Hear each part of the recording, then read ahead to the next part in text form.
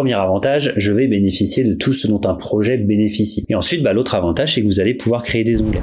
Bonjour à tous, je m'appelle Bastien, je suis expert Asana et aujourd'hui, je vais vous montrer comment j'ai créé un écran métâche secondaire. C'est quelque chose que beaucoup de gens faisaient naturellement sans y penser, notamment au début d'Asana, quand l'écran métâche n'était pas assez puissant, mais c'est quelque chose que maintenant je fais moi pour débloquer un certain nombre de fonctionnalités et je vais vous montrer pourquoi. Le principal intérêt, c'est que l'écran métâche d'Asana ne dispose pas de tout ce dont un projet dispose.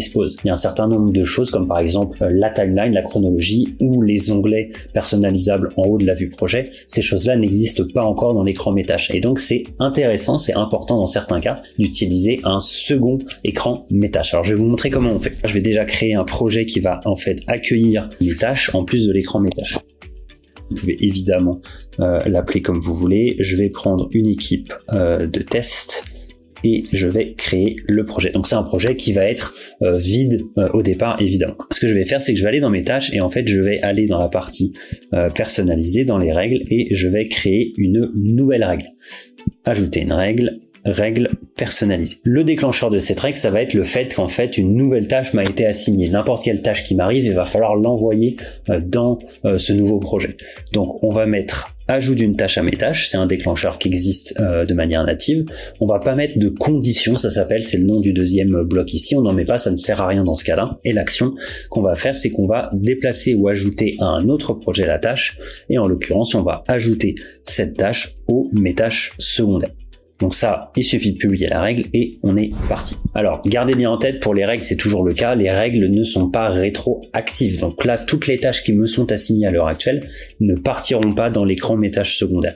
Donc soit vous faites un rattrapage à la main, vous multi-sélectionnez les tâches, vous pouvez d'ailleurs multi-sélectionner 500 tâches d'un coup maintenant avec les nouvelles fonctionnalités, ou alors vous ne mettez en place ce système qu'avec les nouvelles tâches qui vous sont assignées. On va simuler le fait que la règle a tourné, on va dire que on fait comme si j'avais été assigné à des tâches, voilà, mes tâches secondaires. Et donc vous voyez, dans cet espace de démo, dans cet espace de test, je m'appelle donc Alan Weng. Je vais retourner dans mes tâches secondaires, et donc là, je vais voir toutes mes tâches. Alors du coup, premier avantage, je vais bénéficier de tout ce dont un projet bénéficie.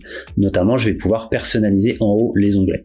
Par exemple, moi, l'onglet tableau, je l'utilise pas trop. Le calendrier, à la limite, pourquoi pas. Les processus, ça ne m'intéresse pas, etc., etc. Vous avez compris la logique. Une chose à faire pendant que vous êtes sur cet écran, il faut y penser dès le début. Vos tâches à vous vont être, au bout d'un moment, assignées à d'autres personnes. Et donc, c'est important de faire en sorte qu'une fois qu'elles sont assignées à d'autres personnes, il faut plus qu'elles apparaissent dans ce projet. On va pas mettre en place de règles pour que les tâches s'en aillent du projet. Je pense d'ailleurs que c'est pas vraiment possible, parce qu'en fait, on peut pas détecter, on peut pas faire une règle qui dit assigner à quelqu'un d'autre. Donc ce qu'on va faire simplement, c'est qu'on va mettre en place un filtre. En haut de cette vue liste, vous avez un filtre qui s'appelle uniquement mes tâches, et donc je vais demander à ne voir que mes tâches. Et je vais évidemment sauvegarder. Donc vous avez bien compris que les tâches assignées à d'autres personnes qui étaient assignées à vous à un moment vont être ici, mais en fait c'est pas forcément grave puisqu'on va les cacher. Et ensuite l'autre avantage, c'est que vous allez pouvoir créer des onglets. Par exemple ici, on va appeler ça tout.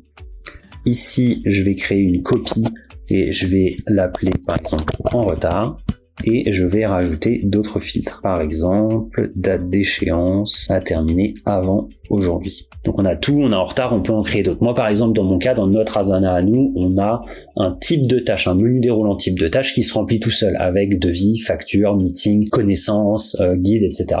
Et donc ce que j'ai fait moi dans mes tâches secondaires, c'est que j'ai créé des onglets qui ne vont me montrer que des tâches de ce type-là. Par exemple, j'ai un onglet devis, où je ne vais voir que les tâches de type devis sur lesquelles je suis assigné. Donc ça va être hyper pratique. Je vous rappelle, bien filtrer pour les tâches qui vous sont uniquement attribuées. Après, il faut avoir en tête quelque chose, c'est que dès que vous allez vous faire assigner une tâche, en fait, vous allez voir qu'une règle se déclenche, donc vous allez avoir cette petite pop-up dans un coin en bas à gauche de l'écran. Ça peut être embêtant dans certains cas. La deuxième chose à garder en tête, c'est le fait que maintenant, dans certains plans Asana, vous avez des limites sur le nombre de règles qui peuvent se déclencher, et donc évidemment, cette règle va venir gonfler le nombre d'automatisations qui tournent sur votre espace. Tant que vous dépassez pas les quotas, c'est pas un problème, mais si ça devait arriver, ça ferait partie, je pense, d'une des premières règles qu'il faudrait décider de retirer. C'est quelque chose à considérer un peu plus tard.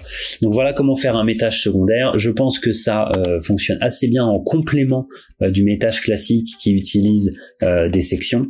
Je pense qu'il fonctionne assez bien. Il est d'ailleurs très facilement accessible en haut à gauche. Donc moi, je conseille vraiment d'avoir les deux. Et moi, je vais simplement visiter mon métage secondaire secondaire de temps en temps quand j'ai besoin. Voilà, n'hésitez pas si vous avez des questions en commentaire et n'hésitez pas à nous suggérer d'autres types de vidéos.